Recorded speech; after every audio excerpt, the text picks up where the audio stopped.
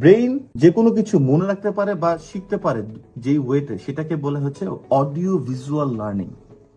Audio visual learning.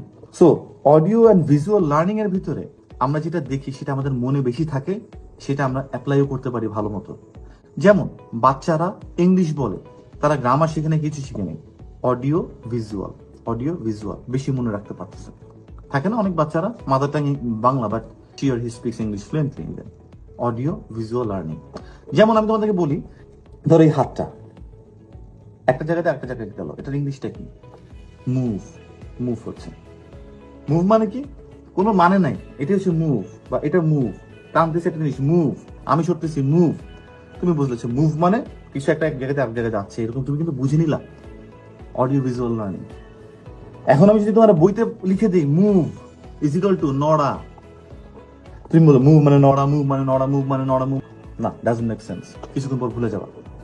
এটা বল audio visual learning.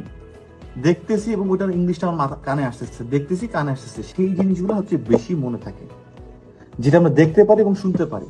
দেখা এবং শোনার দুইটা অন্য ধরনের ওয়ে আছে। চোখ বন্ধ করে আমরা দেখতে পারি না, সুইজারল্যান্ডে গেছি, চোখ বন্ধ করে আমি দেখতেছি যে আমি প্যারিসে গেছি। তো আমি যখন দেখি, এটা কিন্তু ভিজুয়ালাইজেশন। আচ্ছা, শুনতেছি অথবা আমি মনে মনে যে জিনিসটা বলি সেটাও শুনি না, ওটাও কিন্তু শোনা হয়। আমি মনে মনে কথা বলছি, সেটা কিন্তু আমি শুনতেছি। সো দুইটা জিনিসই কিন্তু দেখাশোনা। আবার তো এইটাও কিন্তু অনেকটা ইফেক্টিভ সেকেন্ড লেয়ারে, বাট অনেক ইফেক্টিভ। তাহলে ভাই দুইটার সাথে এটা রিলেশন কি? এইবার আসি রিলেশন। কোথা থেকে ভোকাবুলারি মুখস্থ করবো, দ্যাটস দি ইম্পর্টেন্ট থিং।